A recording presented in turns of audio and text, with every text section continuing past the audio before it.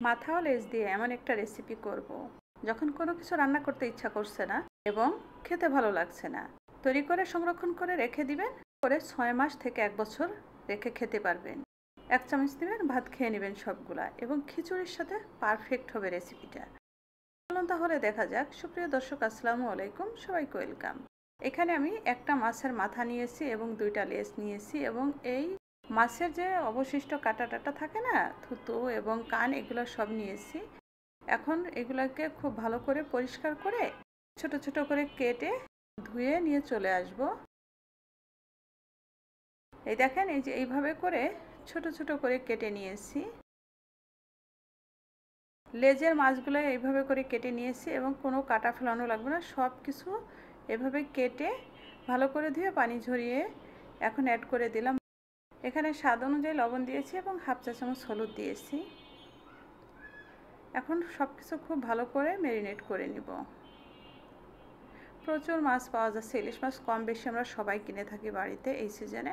আর ইলিশ মাছের মাথা এবং লেজ দিয়ে এই রেসিপিটা করবেন, করে রেখে দিবেন।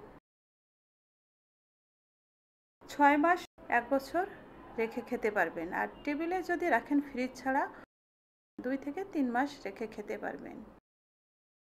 এখন বেশ কিছু শুকনো মরিচ লাল করে একটু ফ্রাই করে নিলাম। দেখেন, মানে কালো করা যাবে না, কিন্তু লাল লাল করে ভেজে তুলে নিলাম কাঁচা গন্ধটা চলে যাওয়ার জন্য। সরিষার তেলের ভিতরে অ্যাড করে দিলাম ছোট করে কেটে রাখা মাথা আর লেজ। সব কিছু এখন একদম মুচমুচা করে ভেজে নিব।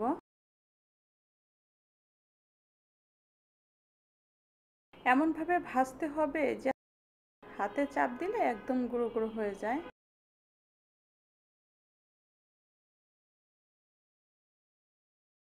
দেখেন, একদম মুচমুচা করে ভেজে নিয়েছি। এখন এই তেল থেকে তুলে নিব। শুকনো মরিচটা ভেজে রেখেছিলাম, ওইটা ব্লেন্ডারে গুঁড়ো করে একটু সরিষার তেল দিয়ে পেস্ট করে নিলাম। আর ওই ব্লেন্ডারেই আমি এখন দিয়ে দিব। দেখেন, একদম মুচমুচা হয়ে গেছে মাথা এবং মাছ সব কিছু। এটাকে এখন ব্লেন্ডারে আমি পেস্ট করে নিব। এখানে কোনো পানির ব্যবহার করব না, জাস্ট গুঁড়া করে নিব। আপনারা এটা পাটায়ও গুঁড়া করে নিতে পারেন। পাটায় বাটলে একদম খুব ইজিভাবে বেটে ফেলতে পারবেন। যাদের ব্লেন্ডার নেই তারা পাটায় করে নেবেন, আর যাদের ব্লেন্ডার আছে তারা ব্লেন্ডার করে নেবেন। দেখেন, একদম মিহি করে সবগুলা ব্লেন্ডারে গুঁড়া করে নিয়েছি। ওই কড়াইতেই দিয়ে দিলাম আর একটু সরিষার তেল, আর দিয়ে দিলাম 1/2 কাপের মতো পেঁয়াজ কুচি, একদম ঝুরি করে। বড় যে রসুনটা, এটা ছোট ছোট করে একটু মোটা করে কেটে নিয়েছি, দিয়ে দিলাম। এখন সব পেঁয়াজ এবং রসুন একদম লাল করে ভেজে নিব। পেঁয়াজটা যেন কোনোভাবে কাঁচা না থাকে। দেখেন, একদম এখানে কালারটা এরকম দেখা যাচ্ছে না, একদম লাল করে মুচমুচা হয়ে গেছে। এইভাবে করে ভেজে নিয়েছি। এখন অ্যাড করে দিলাম যে মরিচটা পেস্ট করে রেখেছিলাম, ওই মরিচটা দিয়ে একটু নাড়াচাড়া দিয়ে এখন সামান্য কিছু মশলা অ্যাড করব। দিয়ে দিলাম 1/2 চা চামচ হলুদের গুঁড়া, স্বাদ অনুযায়ী লবণ, 1/2 চা চামচ হলুদ দিয়েছি এখানে, আর 1 চা চামচ ধনিয়ার গুঁড়া দিয়ে সব কিছু একটু নাড়াচাড়া দিয়ে ভেজে এখন অ্যাড করে দিলাম গুঁড়ো করে রাখা সেই ইলিশ মাছের মাথা এবং লেজ। এখন একদম মিডিয়াম লো ফ্লেমে রান্না করতে হবে। খেয়াল রাখতে হবে কোনোভাবেও যেন পোড়া ধরে না যায়। পোড়া ধরে গেলে কিন্তু বাজে গন্ধ হয়ে যাবে, মানে পুরো জিনিসটাই নষ্ট হয়ে যাবে। সুন্দর একটা ফ্লেভার আসছে এখন, জানেন, এই অবস্থাতে এত সুন্দর একটা ফ্লেভার আসছে।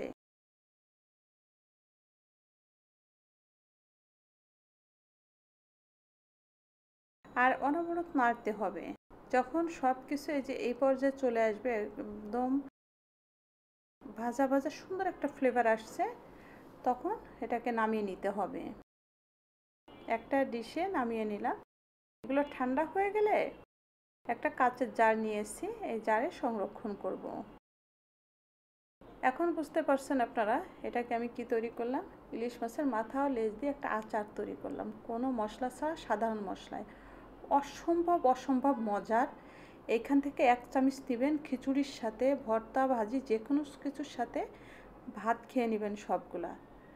এত পরিমাণ টেস্ট। আশা করি আপনাদের ভালো লেগেছে। অবশ্যই শেয়ার করে রেখে দিবেন টাইমলাইনে এবং অবশ্যই তৈরি করবেন। যারা নতুন আমার পেজটা ফলো করবেন, ইউটিউব থেকে দেখছেন চ্যানেলটা সাবস্ক্রাইব করবেন এবং লাইক কমেন্টস করতে কিন্তু ভুলবেন না। সবাই ভালো থাকবেন, সাথে থাকবেন। সবাইকে অসংখ্য ধন্যবাদ। আল্লাহ হাফেজ।